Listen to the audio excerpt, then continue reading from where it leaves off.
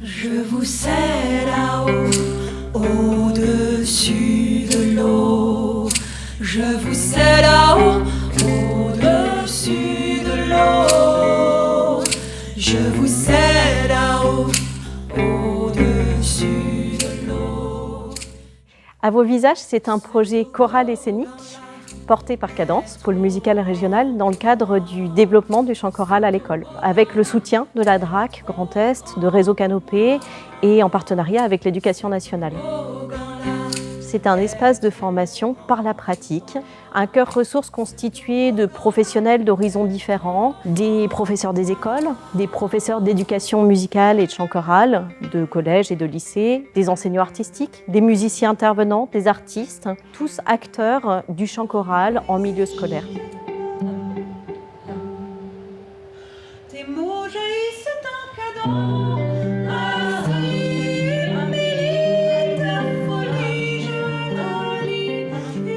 Les participants se sont retrouvés régulièrement pendant 2 années en étant sur scène, en créant collectivement, afin de mieux transmettre à leur tour devant des enfants et des chœurs en milieu scolaire. Pour cela, nous avons souhaité confier la direction artistique au duo vocal Jeanne-Marie, le musicien Grégory Dargent et la metteuse en scène Marie Seux, qui ont à la fois de grandes qualités humaines et des compétences pédagogiques.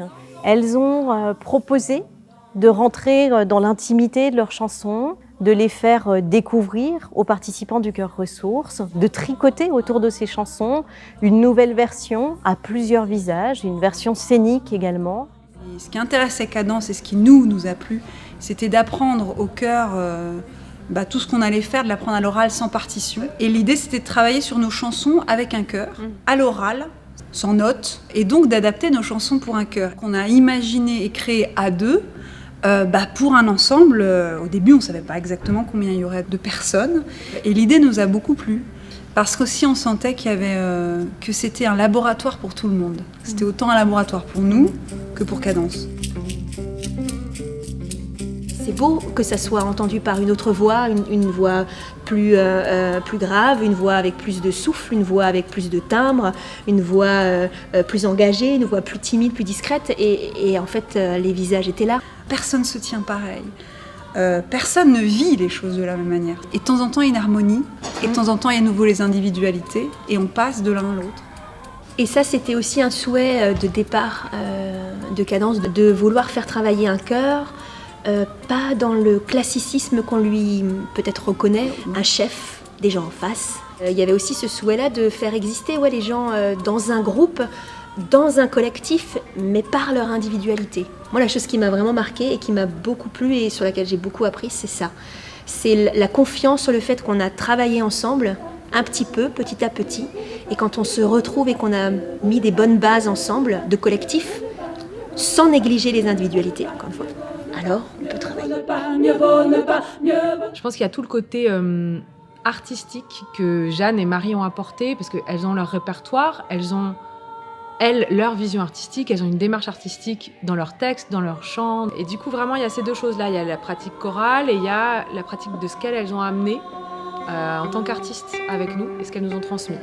Quand les petits riens prennent trop de place, que tournent les heures privées de savoir.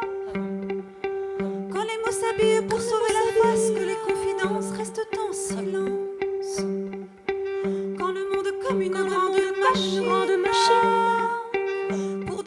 Ce qui me restera de tout ça, c'est le plaisir de chanter et la volonté de trouver un cours de chant et une chorale à Strasbourg. Donc c'est vraiment un plaisir retrouvé. Émilie, ta folie, je la lis, et ça cogne et ça vit là-dedans. Merci, Dickinson. Ça m'a intéressé de faire un projet musical avec des artistes professionnels, en me doutant bien que ça serait d'un très haut niveau musical. C'est aussi sortir du quotidien, c'est faire de la musique dans un autre cadre et faire du chant choral. C'était aussi le plaisir de progresser à chaque séance de travail. Je savais qu'on allait progresser pour arriver à un concert de qualité. C'est ton cadeau, merci Émilie, ta folie, je la lis, et ça cogne et ça vit là-dedans.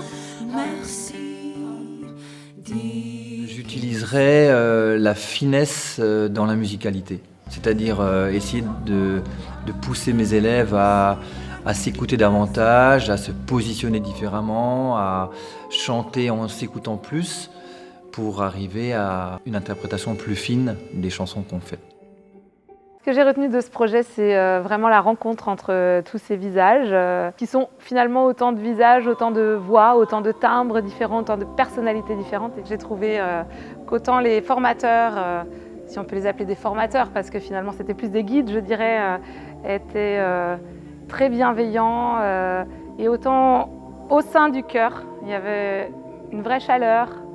On venait tous d'horizons différents, certains musiciens, d'autres non. Certains dans le milieu de la culture, d'autres non, plutôt dans le milieu de l'enseignement. Puis chacun a pu donner un petit peu de soi pour que ça fonctionne. Mieux vaut ne pas, mieux vaut ne pas, mieux vaut ne pas, mieux vaut ne pas, mieux vaut ne pas, mieux vaut ne pas, mieux vaut ne pas.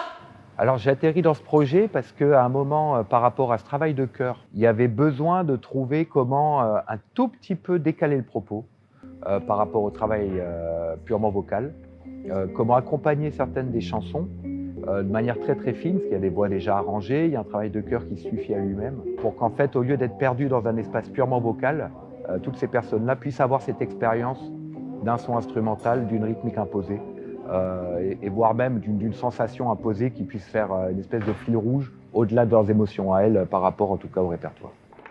D'être dans un milieu purement artistique très régulièrement, j'ai la sensation que ça peut aussi nous décaler de notre mission.